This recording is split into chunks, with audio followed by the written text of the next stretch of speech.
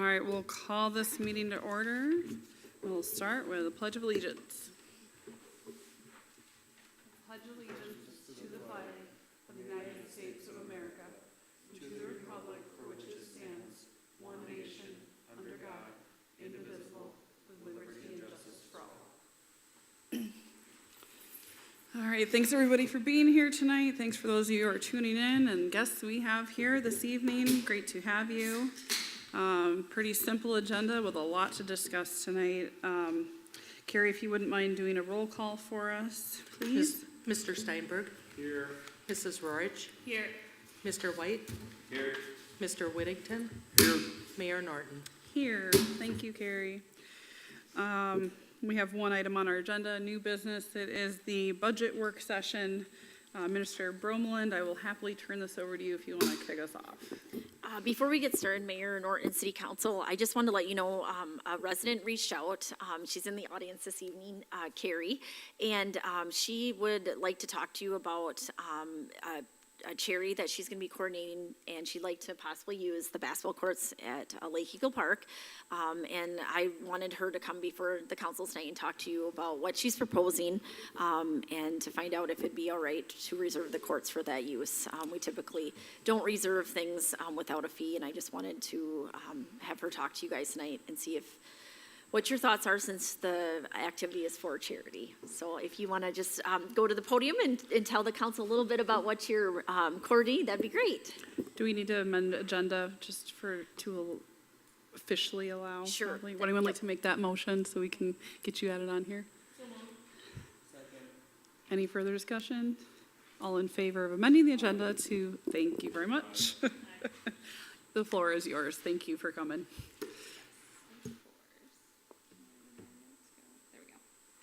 Okay, so first off, my name is Riley Hiller. My fiance and I actually just recently moved to Eagle Lake in June. I'm locally from Waseca originally, so I've been around the Mankato area for basically my whole life. But with that being said, I manage All Star Nutrition, so we're a local nutrition store here in Mankato. We've been established for about 5 years. A big thing for us is being that we are a local business. We're very community-based, charity-based. Anything we do is directly going towards something to give back. So a big thing with this, we have partnered with another local company that started through MSU. It's like a supplement brand, but with a big key on giving back to mental health. And so we're like, hey, we want to do something fun, and we thought of doing a 3-on-3 basketball tournament.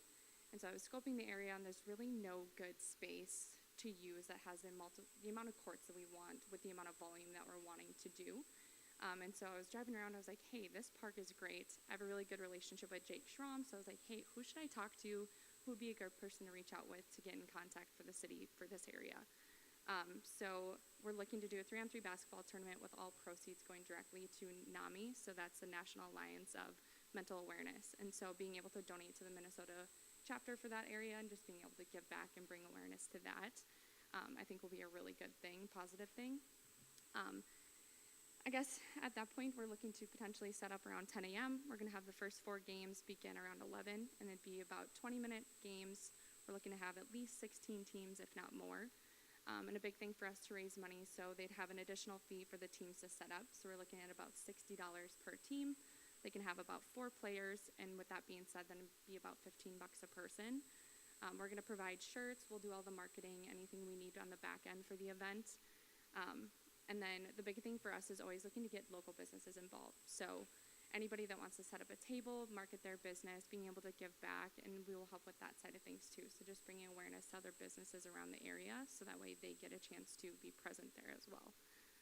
We're looking to bring in, some of the college students as essentially like celebrity refs. We're going to get the women's basketball team for MSU, Bethany, Gustavus, a lot of these local areas to be there to, again, support that, but have some fun with it as well. Yeah. That sounds like a fantastic, very fun, and very worthwhile cause. My mind. We'll probably, that's the thing, we'll probably kind of have to direct that, because we obviously don't want, 30-year-olds playing with like 12-year-olds, so we'll probably have it be at least like 16 plus or somewhere in there. If we get interest for a younger age group, that's definitely something we can section off and just work the brackets. That way we'd be able to work that in, because it'd probably be a smaller group of people. So it's just more how we market it. Typically for us, it's usually like college aged up to like 40, 50 year old plus is usually our target market, but we're open to whatever we need to do and then just customizing that as the forms come in for signups. Yeah, I think it would be an honor to have you guys do that in the park, and I think that we should, if there is a fee, waive the fee. I think this kind of a thing is very important.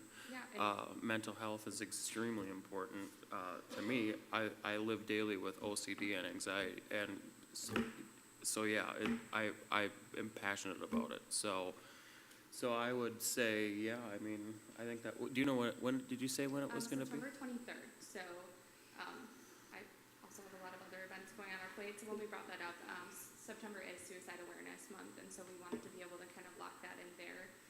This is a date that works. I'm planning an event the first week of September for veterans, so I was like, okay, let's kind of push this off to the end if we can, and find a good time to do that. So, and we're open to obviously paying for the liability insurance, anything we need on our end as a business, as we do have a lot of that already set up. So just signing off another form for the event itself and whatever we need to do on our end, we're more than willing to. Do we currently have any policy in place for when and how we waive fees? Like, I want to just say yes, absolutely, Yeah. but how do we? We don't, typically, we don't get a lot of people that even rent out. We've got a rental fee, but typically people just go, they, first come, first serve. So we haven't really had a situation like this, or at least since I've been here, where someone has an event they're trying to plan and they need to make sure that it's available. But I guess if that's kind of where I had asked about the charity, so the proceeds, it's not benefiting a business, it'd be benefiting a charity. So you could maybe have a distinction with nonprofit versus some private party that wants to do it. So. I suppose it'd be does MABA and the Expos rent the field for their game times? No. So then it would be no different than that. Just say you're going to be having the event at 2 o'clock on a Saturday, and you probably could go with it. I mean, it's no different than the Expos posting their schedule saying we have a baseball game at 2 o'clock. In the park, okay. I mean, if me and Anthony wanted to go play baseball at 2 o'clock, I mean, on the same day as a Expos game, what would we end up doing? We're not going to leave the field. You guys got to go play on the softball diamond. So I think that yeah. Carrie did mention, Deputy City Clerk Roush, that she does recall a time when the city did waive a fee for a nonprofit at the park, not specifically the rink, but in the comment about the insurance would be great, because that was one of the things I was going to talk to you about, so we'll definitely want to talk to you about that if the council gives their blessing here. So. Any alcohol there. I think the only thing is I want to reach out to local food trucks, and if that's something we can set up in the parking lot, and whatever they need, or how would that work. Typically, most in that case, like the event that I'm doing in the beginning of September, they're almost usually willing to donate some of the proceeds to the charity itself, or to cover some overhead or fees there. So. Sure. Any concerns with parking? I was just gonna ask that question of, we have very limited parking down there, so if we don't want them parking in the grass over the well house area and stuff, we should definitely make sure that that's blocked off, because I think naturally people will park wherever they can, even if they get to the grass. Right. But I think it would also be good to get something out to those residents that are in those cross streets, that maybe don't pay attention to see why there's all this added vehicles, because if you have 16 teams of 4, that's gonna be a lot of. Yeah, that's our goal, but yeah. Would that be something that your organization or you guys would be willing to just like put some flyers out around some of those 100%. homes, kind of, and we could give you a map and kind of show you, and you could figure it out when you go down to the park, but that's a great idea, and then they might, want to help support the cause, so. I'll use this. They'll probably play, but Yeah. at least those that aren't aware will know. Yeah. I hate to springboard this opportunity, but I'm going to ask it. Off of Le Sueur, that nice grassy area right where you walk into the park. I know that has been mentioned that it would be another parking lot in the future. Park board calls it the proposed parking lot. Yeah. Just whether they'll walk from there. I was thinking more even Adventure Park, if they can drive back there, is there some, and that could be even where the workers are parked, where they know where to get back to the Adventure Park and you're not trying to direct people back there.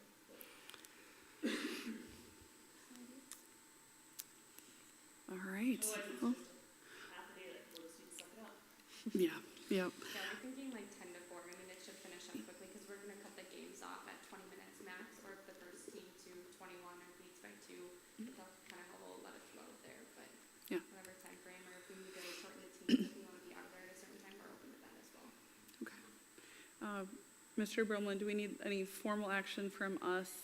Yes, Just to waive the fee? exactly, yep. And Okay. then direct staff to work, on the insurance aspect of it. All right. I'll look for that motion if anyone would like to make it. So moved. Second. Thank you. Any further discussion? Thank you very much. I'm just very excited that we're able to do something like this and you're bringing it to us, so thank you. Thanks, All right. Riley, appreciate it. We'll be in touch. All Have a in good favor? one. Aye. Anyone opposed? Motion carries. Thanks, guys. Thank you. All right, back to now number 2, budget work session under new business. I hand it right back to you there, Mr. Bromeland. All right, dive right into it. Okay. So I've added, I should say modified the memo I had included at the last budget work session and added some additional information, so I won't read through it word for word. But I just want to summarize again real quick the timeline that we're working with here. So just as a refresher. We have to prepare a proposed budget and adopt a preliminary levy no later than September 30th. So right now what you have in your packet is a proposed preliminary levy. So between now and September 30th, the council can make modifications to that. And then once it's approved, city staff certifies the preliminary levy to the county auditor, and then they use that number when they send out the proposed tax statement to residents. And then the final levy would be adopted on or before December 28th. And just as a reminder, we've got lots of city funds, but when we're talking about the general fund, we're talking about, streets, parks, we're not talking about water, sewer, storm sewer. And then the levy is comprised of the general fund, the EDA, and then also debt service funds. And just another note that we talked about this at the last meeting as well, but the preliminary levy, once it's adopted, you can't increase it prior to the final levy being adopted. So when you make that decision, you just have to know that we can go down or stay the same, but we can't increase it from that point on. If you turn to the next page, I have just a summary. And it shows the general fund, the EDA, debt service, and total tax levy. And that included 2022, 2023, proposed 2024, and then on the last column, it just shows the change from 2023. And we're looking at about $145,989 levy increase, or about 15%. And last year, the levy was set at an increase of $80,361, or 9%. And then out of that amount, we've got the general fund, and so that is at $935,312. EDA, we've got $51,000, and debt service, $132,939, for a total of $1,119,251. And then below that, I listed out proposed general fund. Again, this is just the general fund, the 101 fund, not the water, sewer, storm sewer, because that doesn't impact our levy. The proposed general fund revenues total $2,093,515. Proposed general fund expenditures, we're looking at $2,271,743. And then you'll see below that where we have more in expenditures and revenues, but that's intentional. That's called planned deficit spending. And so we're using capital outlay reserves for those capital outlay purchases that we've been planning for, setting money aside for. So in summary, the budget would be balanced if it wasn't for those planned capital outlay expenditures that are scheduled to happen in 2024. And they are comprised of street, police, fire, parks, and as I mentioned, it's an intentional drawing down of capital outlay funds previously set aside in the general fund. And I'll just kind of quickly go through this because every year this question comes up about the council has concerns with it. Looks like we're not adopting a balanced budget, but there's really no way from the auditor's perspective for us to account for these expenditures. And so that's where, we call it planned deficit spending. Without these monies that we've previously set aside that are in reserves, we have to spend them down and it has to be reflected on the books. So I just put a note in there. This question's asked every year, and there is not a separate line item for it. So And their explanation is that while we could adjust the budget to not include planned capital outlay expenditures, the actual expenditures in the year will reflect them, and there would be a difference between what's actually spent and the budget expenditures. And so there is not a revenue line added for this because funds are included in our available fund balance, so. And then going on, I just have some highlights, Truth and Taxation meeting. That's where the property owners will receive a notice from Blue Earth County, and it will have in the proposed property taxes based on what is certified with the preliminary budget and tax levy. And so that meeting is typically scheduled for the first Monday in December, and that would be December 4th. And as we talked about the last meeting with wages, a 3% cost of living adjustment was plugged in, and we've modified the step schedule, so we took off the bottom 4 and then added 4 to the top, and that moved anybody that was at the lower steps automatically up. And then those that were up at the top step go back and have more opportunities to continue on the step schedule. And on page 3, I have a little note about the police budget. There's a lot of discussion at the last meeting about staffing and how we're gonna work this into the budget. And so what I did, and we can change this, but what I did with the uncertainty is I just budgeted the chief, 2 full-time officers, and then included a separate line item for contracted patrol hours, totaling $75,000. And so my thinking with that, or my reasoning, is that if for some reason we are able to hire a 4th full-timer, we should have enough funds covered for a 4th by backing off the contracted patrol coverage. So, and then as far as health insurance, because that's, if we were to hire a 4th full-timer and have health insurance, we did budget 3.5 employees for health insurance on the police side. And so we went over health insurance rates last time. We don't know what our exact rates are gonna be until October, so we plugged in 10%. And then I wanted to point out the one-time public safety aid. So we're scheduled to get $143,617. And we're gonna get this money in December. And we're not gonna include it or reflect it in this budget, but we'll set up a separate fund to track expenditures. So there was discussion at the last meeting about maybe looking into a generator or, police squad. I did check with the city attorney, and he advised that, yes, a police squad would be an eligible use, and yes, a generator, based on the information provided and how it would be used, would be eligible. So what I did, because of trying to work everything with some of our other needs in the budget, I did back out the police squad that was scheduled to be purchased in 2024. Thinking that if the council would be agreeable, we would just plan to have that squad purchased with this one-time public safety fund. Then that money just stays in the police capital outlay, and now they've got, more money in there for future expenses. And then the other remaining funds could be used for generator or whatever else that the council may deem appropriate. So I just wanted to really point that out, because if you disagree with what I did, we would want to make sure we put that back in as an actual expenditure for the police department, for the squad. And then enterprise funds, lastly, I just want to cover that real quick. So following tonight's meeting, I'm going to be sending over our draft enterprise budgets to Shannon Sweeney with David Drone Associates, have him review our proposed operating expenses compared to revenues, and just see if we need to change anything from what we had on that rate analysis that was done recently, to see if we need to make any modifications. Otherwise, my goal is to get the proposed rate increases to you at the September meeting that would take effect January 1st. So, and that kind of leads into another area I wanted to talk about. I know at the last meeting there was a question about setting aside some money for the design for the water treatment plant. And so things of that nature, when they deal with enterprise funds, would come out of the enterprise budget. But the only way you can pay for those is by either getting financing, a grant, or increasing your revenues. So I can't budget, $1 million+ for a design unless we have those revenues that can come in to support that. So that's something we're still trying to get funding for, if that makes sense.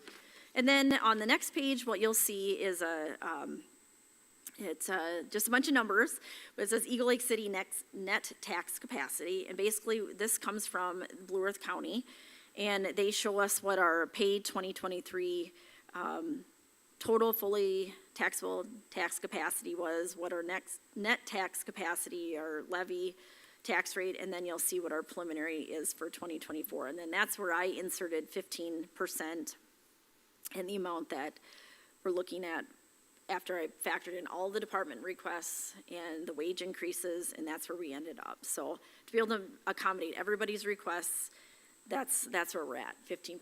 I didn't take anything out that anybody asked for, I put it all in the budget. So on the very bottom of that sheet, you'll see there's, kind of gives you an idea of, okay, so what does this mean for residents? Well, if you have a house that is valued at, has a taxable market value of $300,000, with our proposed tax rate, that would equate to a little over $1,000 for their estimated city tax. And then I turned over on the next page to, let's say you have a house that's valued, has a taxable market value at $500,000, well, you'd be looking at more around a $1,700 tax bill from the city of Eagle Lake. Just to give you an idea, we can play around with that.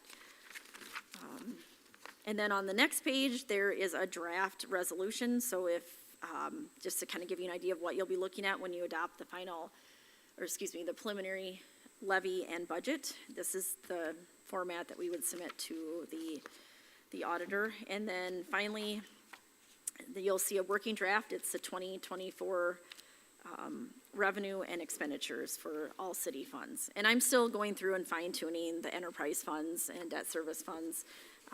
But the general fund right now is really the priority because that's what impacts the tax levy. So if you have any questions, I guess I kind of went through a lot of stuff fast. There's a lot of information, but just let me know. And if I can't answer your question tonight and it's something I need to look up, you know, I'll do that and then follow up with an email.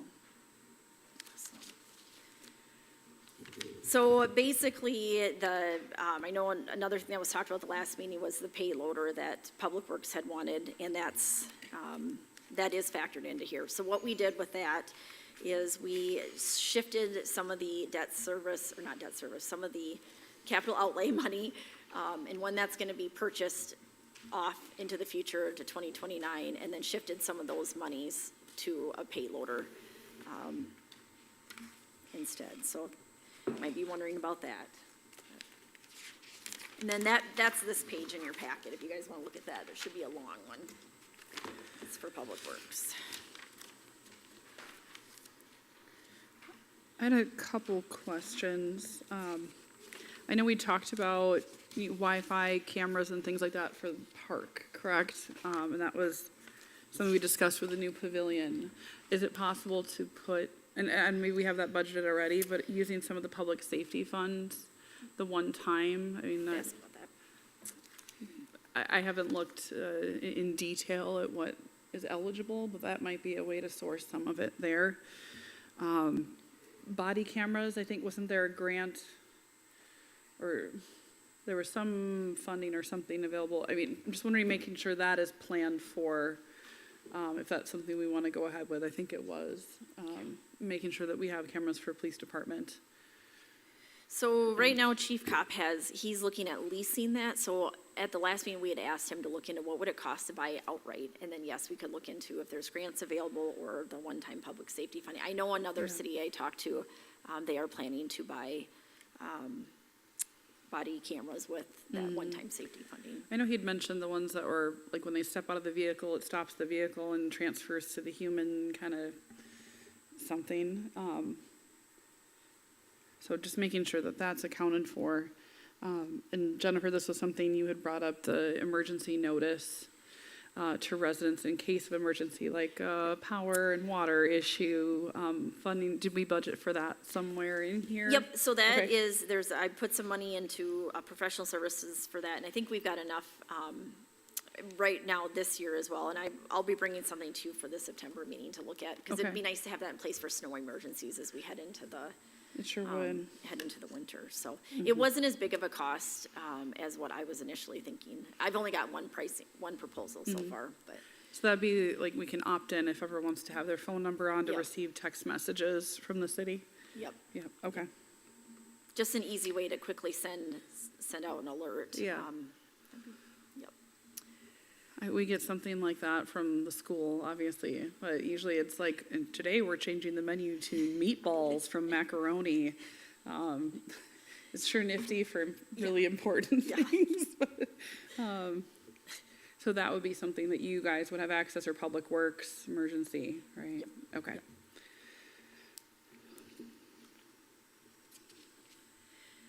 I guess I should also note too, on the revenue side, I tried to, right now interest rates are doing really well for money that we have in the bank, but I tried to budget that conservatively, just not knowing interest rates can change. Same with the building permit side, just try to stay conservative because you're always better erring. We just don't know what could happen with the economy, and so you just want to, err on the side of caution with revenues. And then on the flip side, with expenditures, we try as best as possible to kind of foresee what we think we're going to expend. It's not perfect because you can't foresee everything, but try to account for as much as we think is going to happen in the upcoming year. But it's not perfect. I'm going to throw something else out that is a little unrelated, and I don't know if you will know this, Jennifer, but if not, certainly something I'd love to get an answer to. But as we struggle with ongoing water issues, we know we need a water treatment facility. I know there are many organizations we already have, we are members of, that we contribute to, that are lobbying on behalf of us and other communities.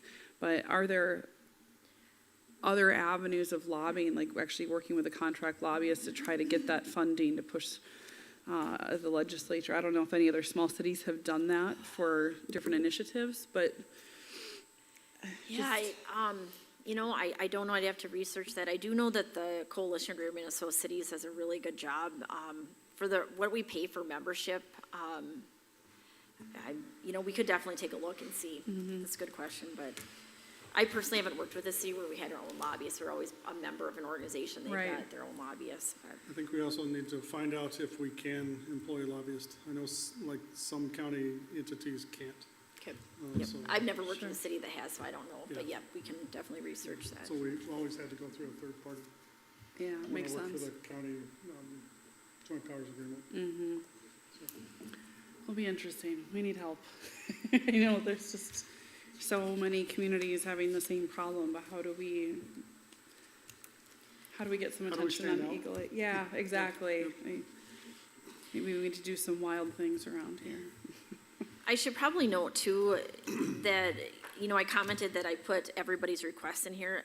I don't feel that there is much wiggle room here. If you want to reduce this, we're gonna have to take stuff away, and it's gonna impact, equipment purchases or wages. There really isn't much wiggle room here, so, I tried to keep it as low as I could, but there's not a lot of, there's no fluff, let's just put it that way. I put in what the department head said they need, what I can see we need as a city. Try to keep our wages competitive. We have to keep up with ongoing costs of doing business and our infrastructure, and equipment costs. So it's tough. Are vehicle replacements that we're forecasting, are those prices in line with today's prices for vehicles? I couldn't tell you. I'm trusting our department heads that they're staying on top of that. Yeah, I sure hope so. yeah, Yeah. anybody here tell me anything that hasn't gone up Right. in the last couple of years, especially in the last year, from eggs to gas to wages to insurance, everything. It's just all, and insurance. I know that's still an outlier right now. We're still waiting on information there. Yep, exactly. But did we budget for an increase there? Was it Yep, 10%? 10%, yep. Okay. And that's a hard one too, because that can change based on, like, if you have turnover, you have new hires, and you don't know, are they gonna be single coverage, family coverage, what ages are, so it's definitely one where you want to have a little bit of a cushion. for you. Yeah, and we able have to a good absorb cushion changes. built in where we're at Yeah. right now, okay. Yeah. Has our insurance agent given us any indication of when he might actually get us numbers? For health insurance? Yes. For Yep, every- October. Okay. So, the property and casualty, we should find that out here shortly. Okay. So, yep.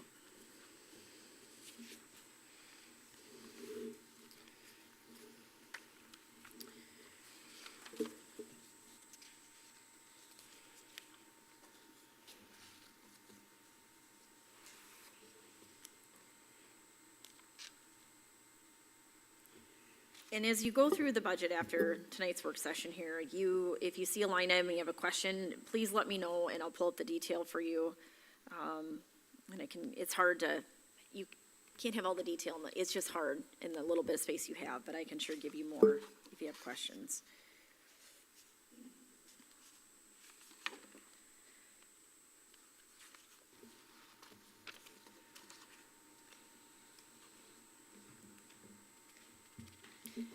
And I know in the past, we've talked about, if valuations don't increase, because we've got increased tax capacity, property taxes for a particular property may not be impacted as significantly.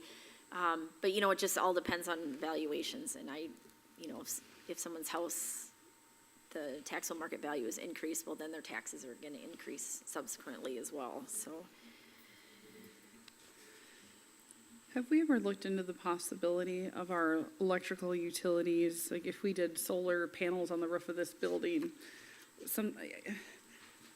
I am in no way suggesting we throw up a solar farm or something like that, but Well, let is me there any way to yeah. offset? We have a lot of utility costs. We right? did solar this is a farm, or situation solar that we did at Christ the Yeah. King, and we had a solar array put on the roof of 40,000 kilowatt. Don't quote me on the exact numbers, but, from my understanding, you don't make money off of it. It just depends on what you do, but it goes to the grid and then you get credits, and then after 30 years, the panels become yours, but then by the time those panels are yours, they're broke. Let's say they're dead, but, so it's not seeing a huge reduction in,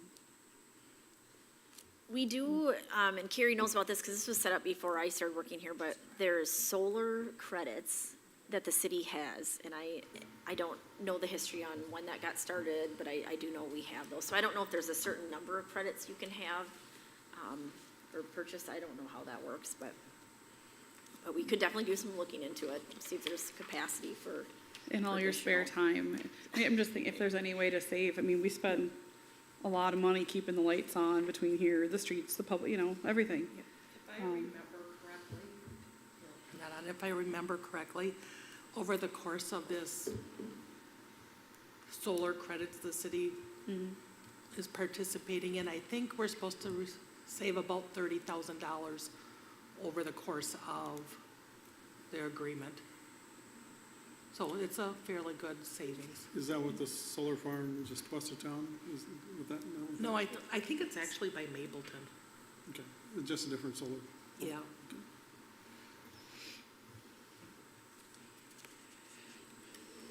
Does either Public Works or the police department have any ideas? I don't know if they've even, really had a chance to look at it yet, but planning on some of those opportunities, like with MAPO for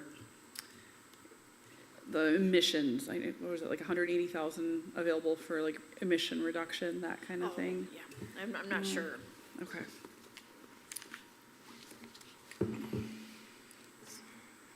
My high-level understanding of that is anything the city can come up with that would reduce emissions is pretty much fair game to get reviewed. And they didn't even, there might have been one, I think, that was actually approved that went through. So that money sat there untapped last year, or this year. And I know we have application time for next year. But if there's anything we can think of, even smaller items, but if it reduces emissions, it's, potentially something that we could get grants for.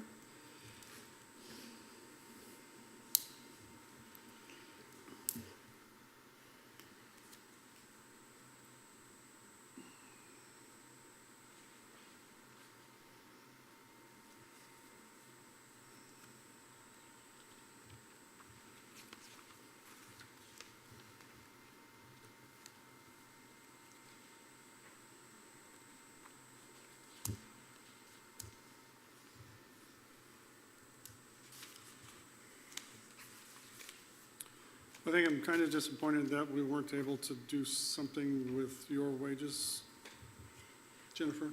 I guess, I don't know if there's still a way to take a look at that or not.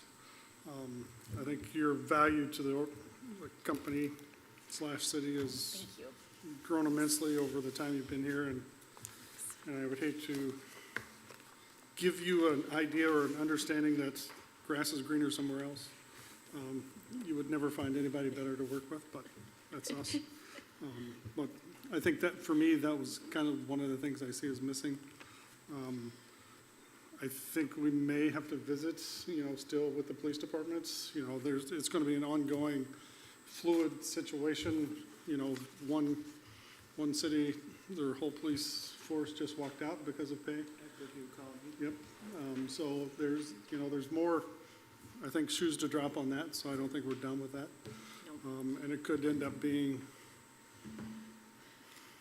potentially a budget breaker. Not a breaker, but a bender. Because, I think if we look at some of that, with the rates we're paying, $5,000 or $10,000 would go a long way in rate increases for the police department, just because they're just at that level. Still working through how we do capital and how to visualize that, and that's purely my shortcoming. All the numbers are here, I just need to connect the dots. So.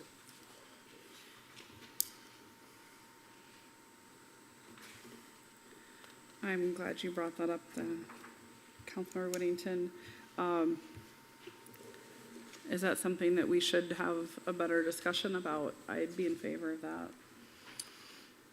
Well, yeah, I think we have to kind of, it's going to take me a little bit of time, maybe till the next monthly session, to kind of digest some of this and see. No, Jennifer's done a great job, and I see that she's,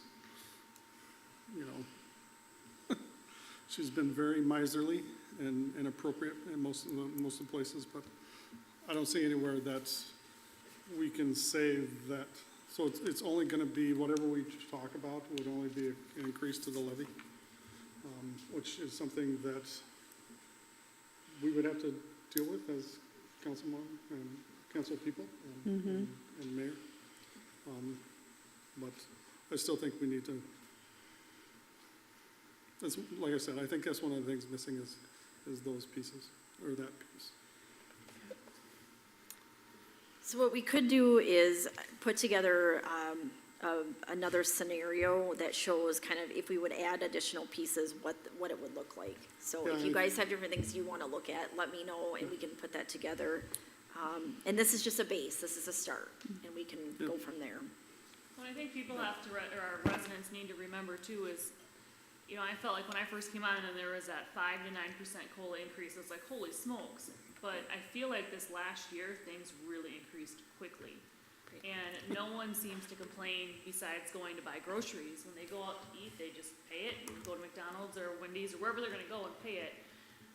But wanna balk when groceries are higher, or we have a 16% levy, but they wanna get paid more. So there's always gonna be this back and forth. I wanna get paid more, but I don't wanna pay in more. Well, one of the two has to happen. So I think we just have to have that understanding that there isn't any fluff, and I think that's what I was needing to hear, that we're not making silly purchases in this. We're getting stuff that is needed for the city, and making sure we're being competitive in the wages to keep the people, because we have really good staff right now and hard to replace. Yeah, I So- think we have a great core employees that we need to thoughtfully retain. Yes. There's no way to throw money, and we shouldn't throw money at them, but we need to thoughtfully take a look at, because there is a cost of losing people and retraining people and bringing people on board. I think that's the message that goes to the residents when people want to complain about it. It's like, we have good people, we have to keep them. We have equipment that needs to get replaced. All of those pieces that needs to continue to happen, or the city doesn't run, or run smoothly, so. And I think for the capital budget, I think we've done a really good job. I shouldn't say we, because I've only been here a little short time. Historically, it looks like we've done a really good job of thoughtfully planning and putting money aside, so it's not something that really moves things, or, moves the needle, but we're getting the equipment I think we need to do their jobs, but I think we still need to kind of take a look at. And I feel like, honestly, looking at this and thinking back to last year, I feel like the Public Works Department has a bigger ask than maybe they have in the past, and maybe it's not.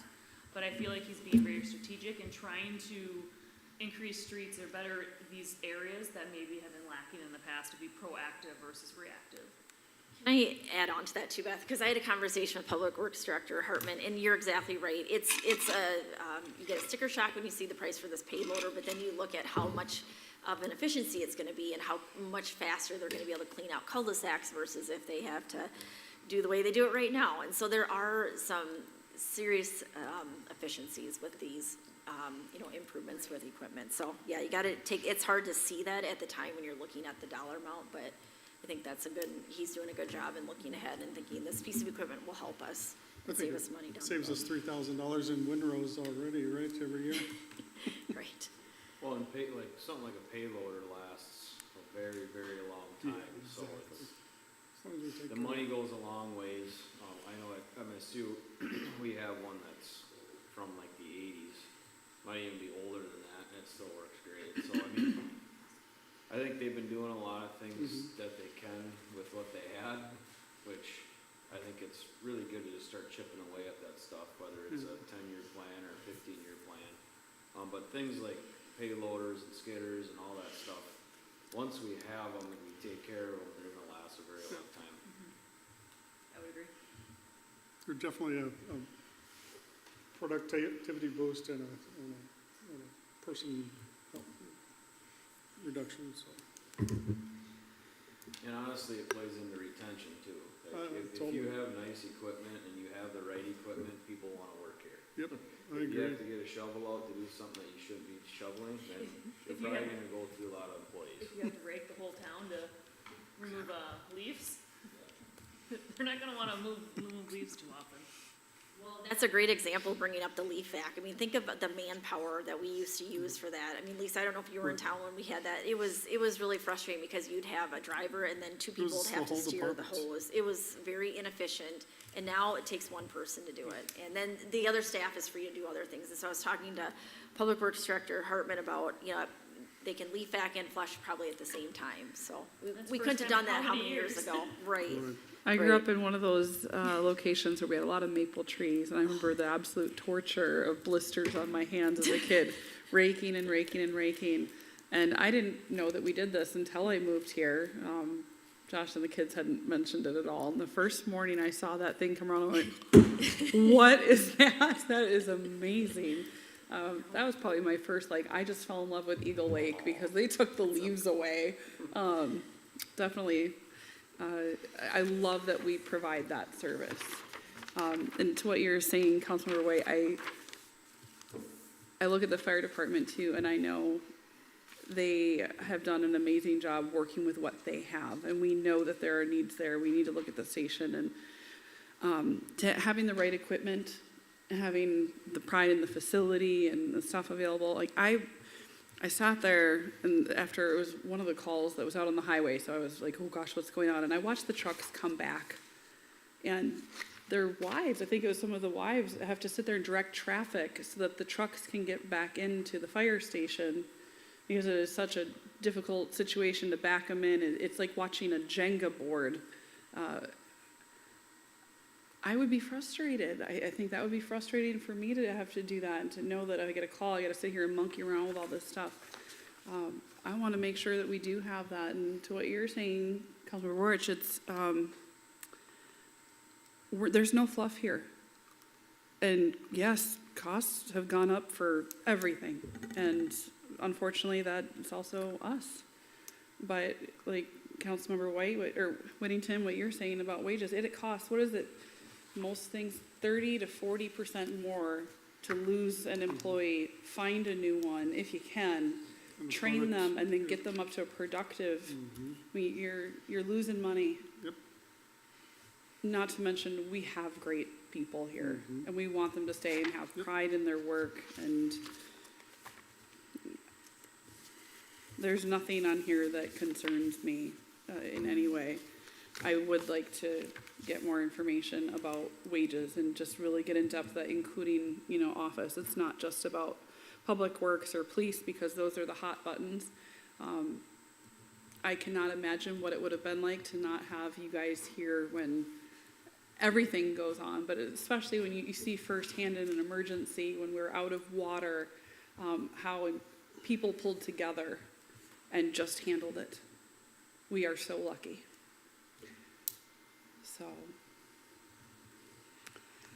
I do have a question just on council's meeting and education for city council. So we budgeted, in 2022, we used 275. I think it was budgeted at, was it 1,000 then? 2023 at 1,000, we've only used 40. Is that more of a trend that it doesn't get used that much? Is that somewhere we could maybe wiggle a little bit? I know it's not a huge line item, but, That typically, it seems like we usually expend money in that line item when we have someone new that comes in. But however, if, there's meetings or trainings that council members want to go to, feel free to. Yeah. I know it's hard with working full-time and not being able to get away and. Could you give us a list of some training ideas? Yep, Just absolutely. I mean, Typically, the ones would be recommended would just, really the League of Minnesota Cities, when they have like regional meetings. And I'll definitely let you guys know about those. Yep, that would be great.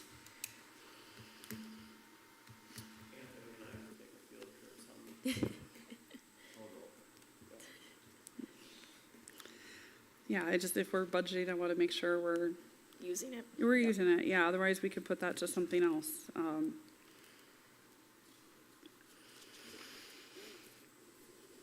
And then also too, if council members go to meetings out of town, and you have mileage or you have meals, when you're at a meeting, definitely that line item can be used for that too, for reimbursements, so.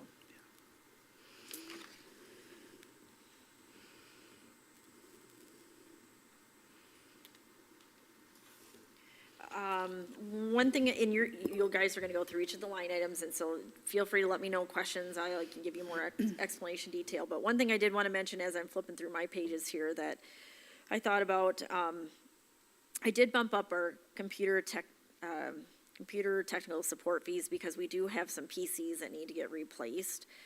So just using the numbers I was given, I bumped that up to 40,000. So you're going to see that when you go through and think, why did you bump that up that much? It's just because we're due for new computers. So, yep, it's not going down, that's for sure. So police department budget, does this reflect then all of the items that Chief Kopp mentioned in our last meeting? Yep, so it reflects everything with the exception of that I backed out the squad, so you don't see that in here. Yeah. And then I did add a line for Blue Earth County, 75,000 for, and granted, if we don't have the chief and 2 full-time officers, we have plenty of money between wages and what's contracted, so, we should I know be it's a fine there. balancing act to go with. Yeah. If we hire, it's gonna be this, if we have to work Right. with Blue Earth County, so I appreciate Chief Kopp and your just constant balancing act of how that, preparing us for either situation, so thank you. Yeah, I feel like we're sitting in a position with what's here that we'd be covered. So,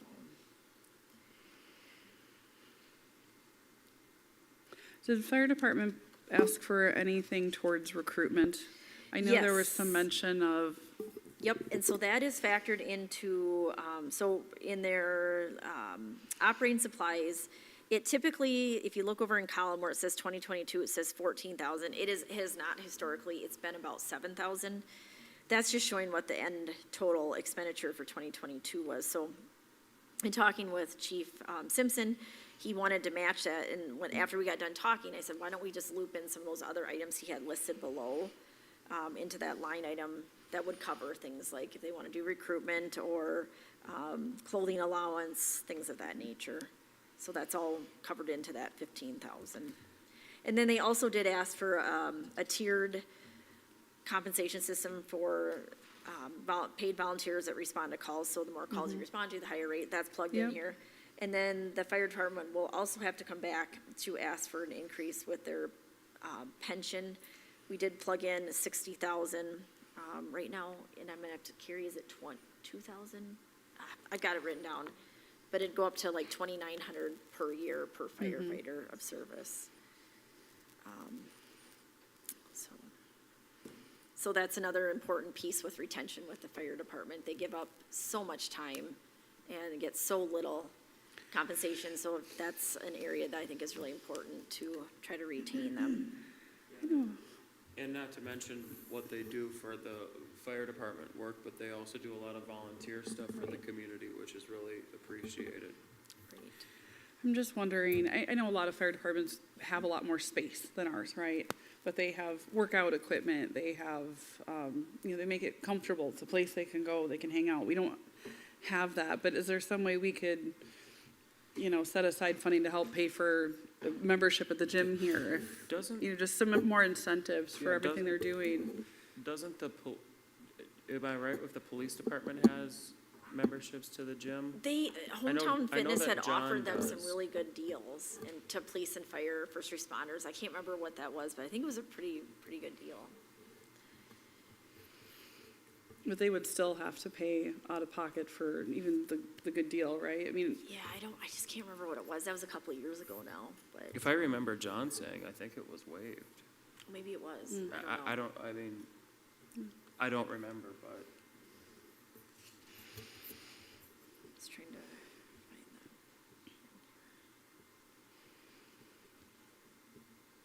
that. any thought to insurance going up with the new pavilion or any of the changes at the park? That should be covered. That shouldn't impact, it shouldn't be a big enough increase that would, Okay. with shifting things significantly with our budget.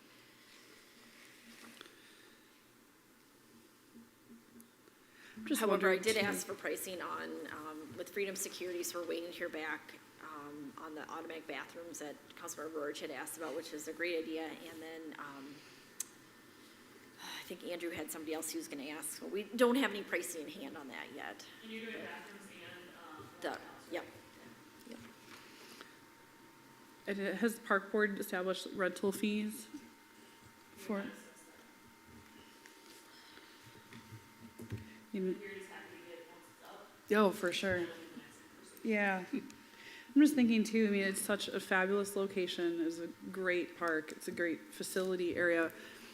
I feel like parking, like that was our first thought, right, is parking. How do we get some more parking down at the park? So maybe we can make it more marketable for entities that want to rent it out and bring in some income to put back into the park fund. And Parking's always a challenge. Because even if we put the parking where the proposed parking lot would be, that doesn't make people use it. The way still go on the hill or, so we've had some of those conversations and it was kind of what's highest priority. for the funding. how much, do we have any idea ballpark what it would be to put in the parking lot? I don't remember. Oh, I have to I look. don't know if we, I think when they gave Might have us just the been cost, it was concept. the whole project type of estimated Oh. cost. And then we just said, okay, well, let's plug away at what is most important, which was the pavilion.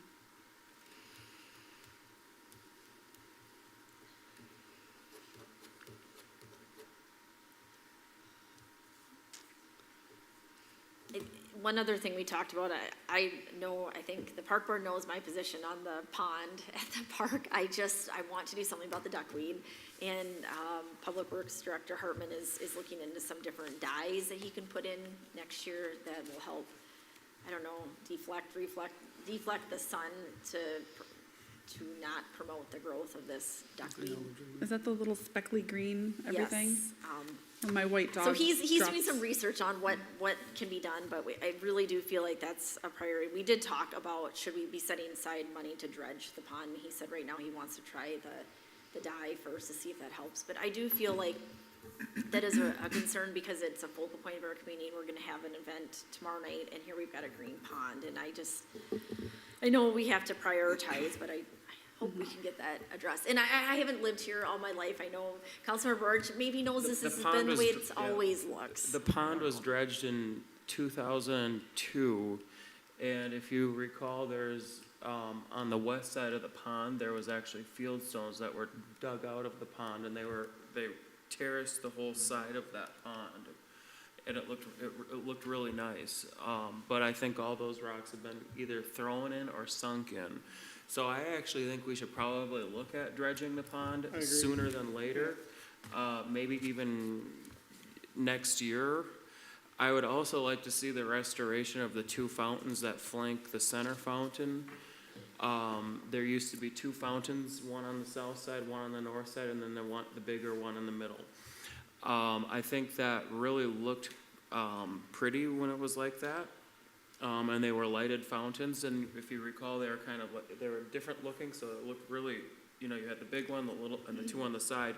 The other thing I would like to see would be the fishing aspect restored, because I do recall a lot of kids going down there and fishing in the pond. I myself went down there all the time as a kid to go fishing. And that's something that a lot of kids could enjoy. When the pond was dredged, it was, I mean, you could catch fish after fish after fish. The problem is the DNR had to restock it every year, because every winter they all die off. It's too shallow. So Well, then they once have it to was, restock but it, once it but was, then when it was dredged, it was still pretty shallow though. Like, they, Really? yeah, they would have to restock it. And then the other issue with it too is, the fishing line destroyed all of the fountains. So I think we have to look at, do we want fountains or do we want fish? I don't think we can have Sure. both. I would I try to think catch a- the fountain myself. I think those not avid, but the kids that wanna fish, I would rather put that money and say, we need to get a safe route to the other to area. the trail and Mhm. get people to the trail safely versus I would say we would trying to wanna look stock at something that's gonna be aesthetics. a recurring thing. I'd rather look at, if we have the fountains, can we get bigger fountains? Can we get more fountains? If we say we want 3, let's get 6, you know, cause the fountains do help continually move the water.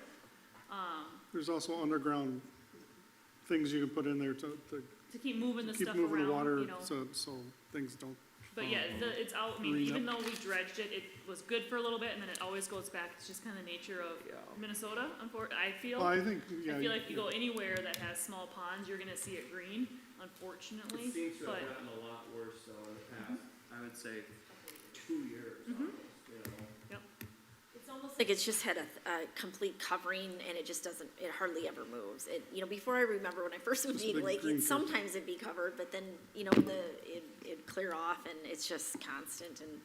There used to be an active water flow through there that would go off and drain into that stream, that's where the old compost pile was, but I don't know where the inlet of that water would have been. is it because it's been so dry the last couple of years that that's all affecting all of It this? could too, be, you I don't So I know. think there's a lot of, you know, pieces that will go into it, but Cause I there's think that drain valve on the south end. I think the discussion of what to do would be huge, but I would say if we fix or add fountains, we have to say no fishing. Because the amount of money we spent replacing fountains and equipment within the fountains, it's not a cheap venture to deal with. Well, since it hasn't been used for fishing for a long time, I guess it wouldn't really matter if we No. just kept it the way it is now Absolutely. and then, putting some new fountains in. Yep, they look nice at night too.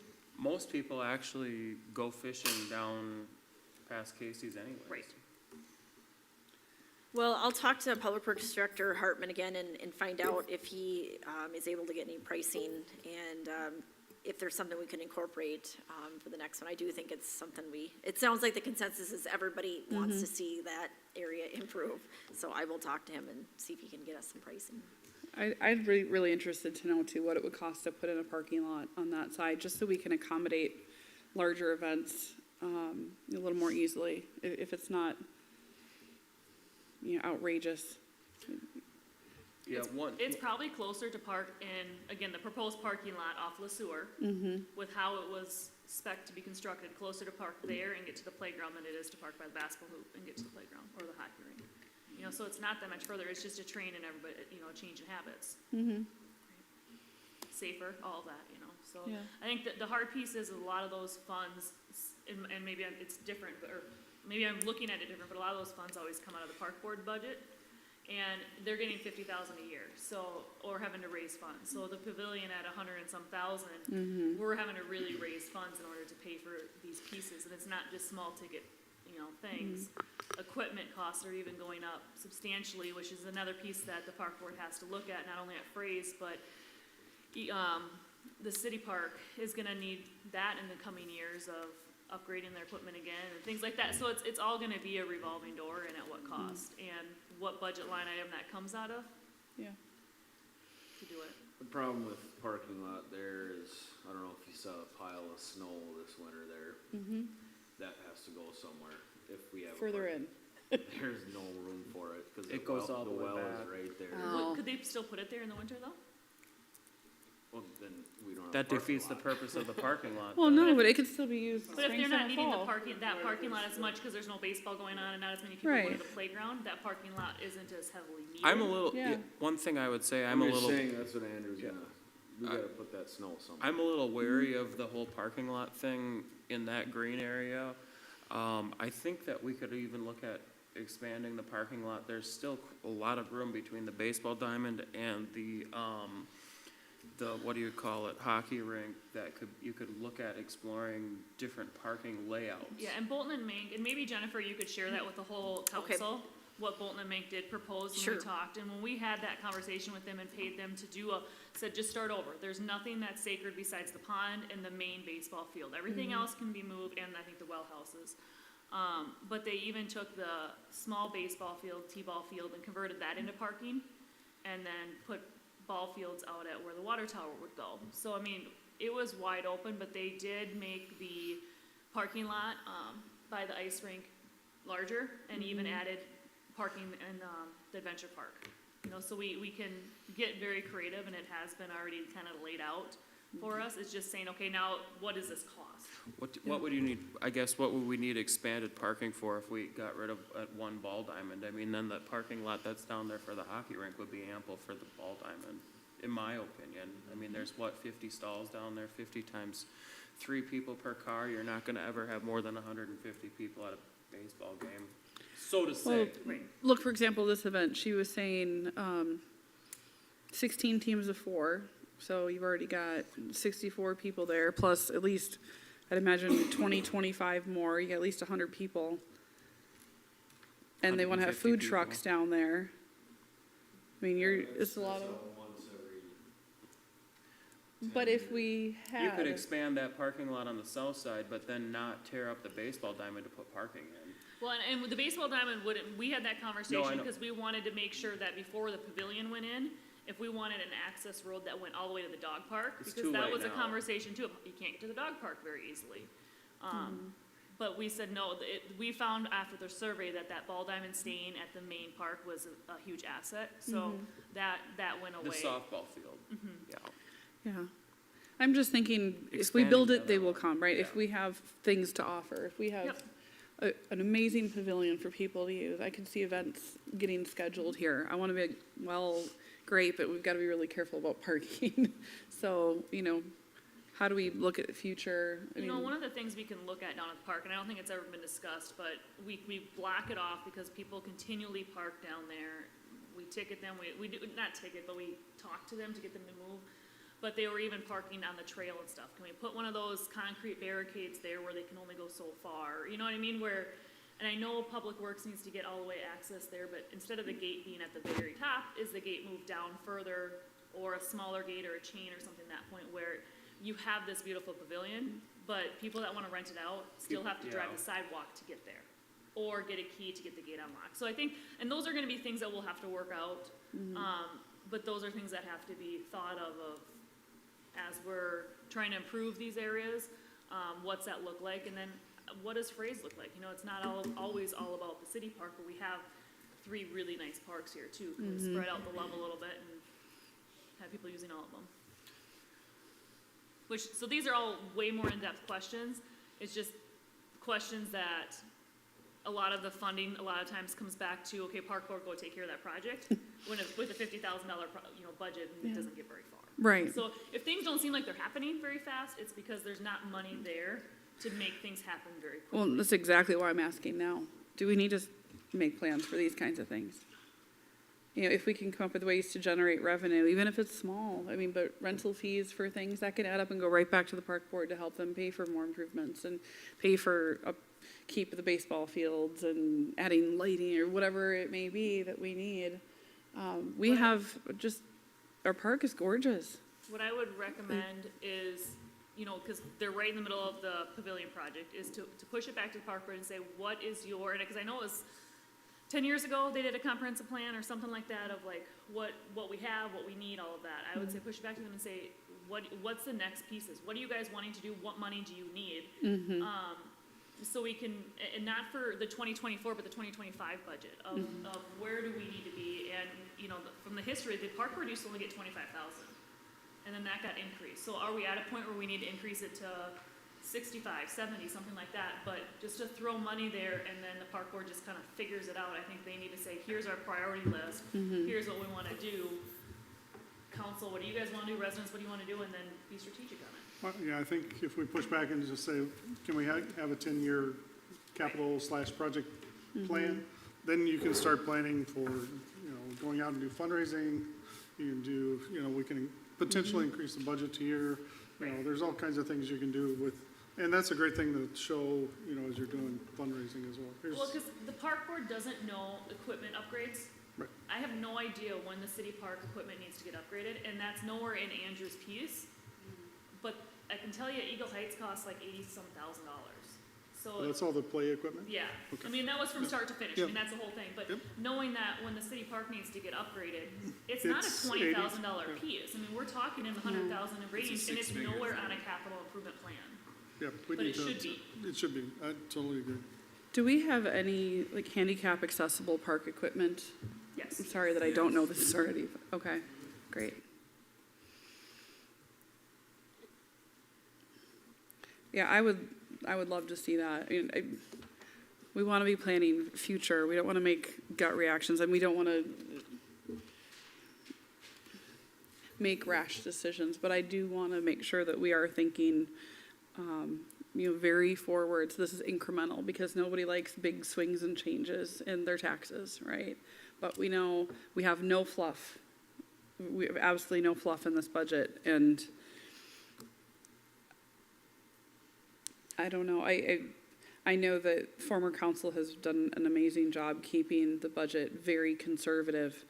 In some ways, I feel like there's maybe some too conservative ways, like we have not planned and set money aside or really just looked at future stuff.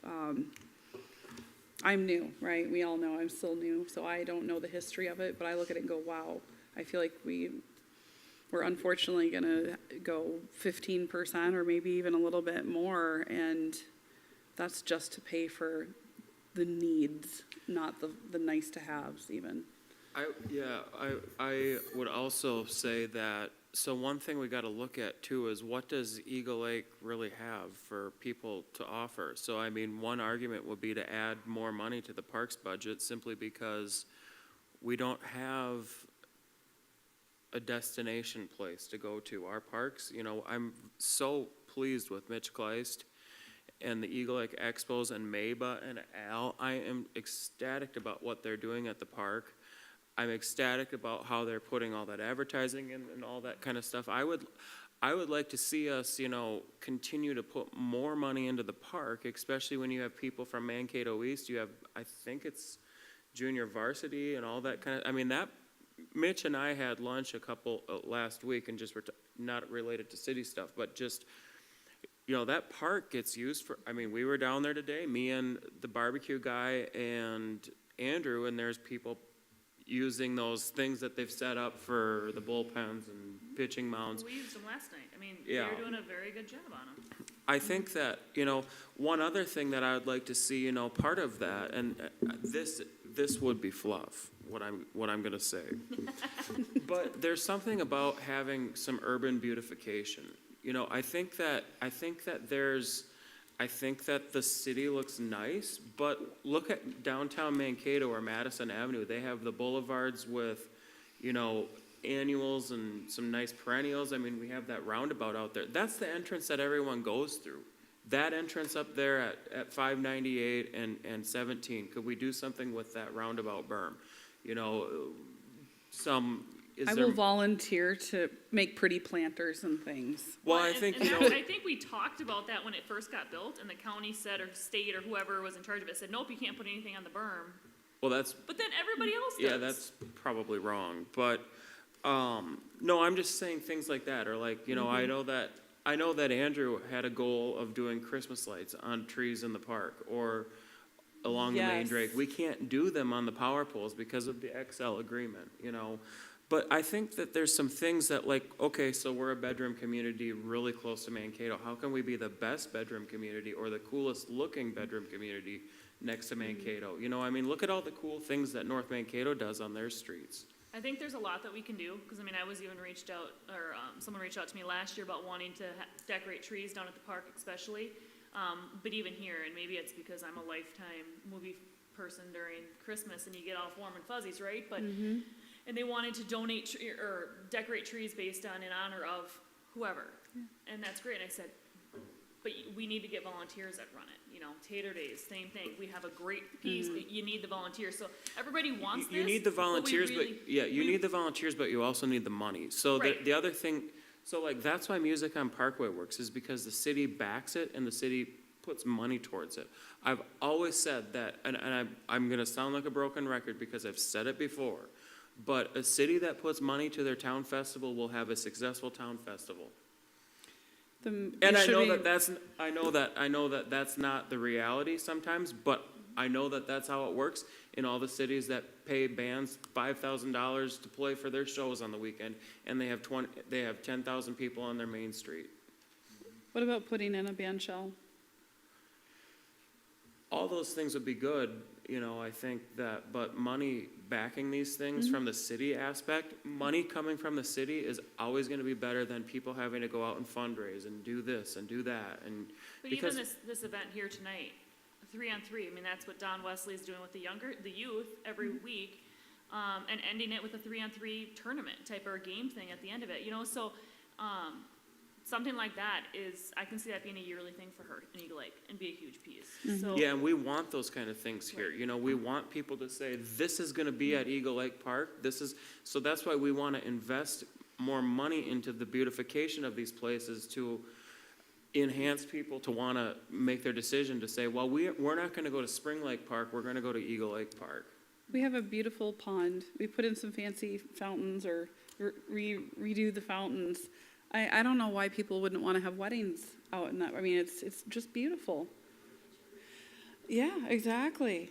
I mean, these are things that, you know, I think only we have really close by. I'm just bragging rights. I think we have, like to what you're saying, Garrett's cash in what we have. We have some really great stuff and make it available. Well, and we advertise all over the place that we're the, third fastest growing city in the state of Minnesota or whatever. You know, let's make it look like it's a growing city instead of a city that is a city of 1,000 people, run on a 1985 budget. I laugh because it's so true. Well, I What a mean, like, great, look, we're not, again, we're not Waldorf, we're not Pemberton, we're not St. Clair. I think this is a way more in-depth conversation. I Well, I know, love that but you're that's, so passionate. yeah, because but you're that's on why the I'm park board but too. that's why I'm bringing Yeah. it up though, because money talks. Yeah, I think for this year's budget, the fluff can't go in there, but I think that part of the fluff can't go in there. But I think it comes back to the goals we always put out every year, right? So our goals, our wish list, our wants, stuff like that should be immediately sent to, as we think of them, or different events, sending it to Jennifer. So if the park board is tasked with it, it can go across them and say, okay, help find volunteers with it, you know? Because it can't always be the same dozen people that are doing it all the time. But then park board can come back to you guys and say, hey, I want to increase it, and here's why we want to increase it. This is what we want to do. well, I tell you what, if you'd like, I can put together a couple other scenarios, leave the one we've got, and then just do a couple other scenarios, and point out the things that you guys want, how much we think it might cost, and then you can't go, we don't have much room to work with here at all. But if you'd like me to do that, I sure can do that. I think for this year, if we have to make wiggle room. I think it needs to go in the, wages piece, more Yeah. so than the parks type piece, cause I would wanna have them show us why we should increase it, where we right now know why we need to increase Jennifer's budget, or, you know, or some of those Well, wages. And that is a concern, as you guys have mentioned with the wages with the police department. With the new hires, we budget them or put them at that first step, which is now, you know, we cut off the first four. Yeah. And is that gonna be enough? You know, that's the wild That's the card crystal here. ball, right? Well, just to think forward to every board I've ever been on, there's always energy towards what we wanna do, and it's a list of 30 things, and that's just, You it gotta just prioritize. goes nowhere. You know, it has to be a list of like 1 or 2 things in the next 5 years, and get those done. And then after that's done, the next 5 years, you get 2 more things. I think the problem is, and, you know, 5 people isn't a ton, but you can't have 5 ideas from 5 people, that's just too much. We all have to be kinda on the same page on what we wanna do, not individually, but as a group, because individually becomes way too much, and you just can't get it done. Yeah. I mean, I think it's just good to have the conversations and find out, like, what is Park Board's vision for Eagle Lake? You know, Well, that's what's, great, it's just after the talk, we gotta narrow it down to 2 instead of. So I am hearing though, I think that's excellent points. So is the consensus that the pond is a priority though? yes. Yeah, okay, that's like, Well, sure. no, I'm not saying No, it's not a no, priority, no, I'm I just know. saying, like, I really think we need to omit the fishing thing and just Okay. make them go, in my opinion, make them Yep. go out there, but know that it's probably not 100% fixed, it's not gonna be golf course clean, right? But what will those costs be, and what will they look like? No, Yes. my brother's backyard is a pond about the same size, and they treat it twice a year, and it looks Substantially better, so much better. yeah. You know, and it's not completely gone, but it, you know, it's just around the edges a little bit, and I'm sure at certain times of years it gets worse, but, just little things like treating it every year Right. will probably compound to make it better in years. I feel like if I throw a rock in the middle of it, it won't sink, like, it will sit on the top. I feel guarantee like, you it will. Honestly. Well, I'll It's a talk green to Public carpet. Works Director Hartman and just let him know, take back what we talked about tonight and, just give him some direction from the council. We really wanna see if we can get some pricing and, try to get something done as soon as possible. When I would think that there's stormwater grants or DNR grants or something, but maybe there's nothing on them. We will do some research. Or at least put it on our Bolton and Mink gal to help us make our money on where we can get funding for it or what we can do with it too. Nice thing about parks too is people like to give towards that kind of thing. They like dedicating things and, you know, gotta know our options, right? All right, anything else to discuss? We don't need any formal action other than a motion to adjourn if anyone's ready.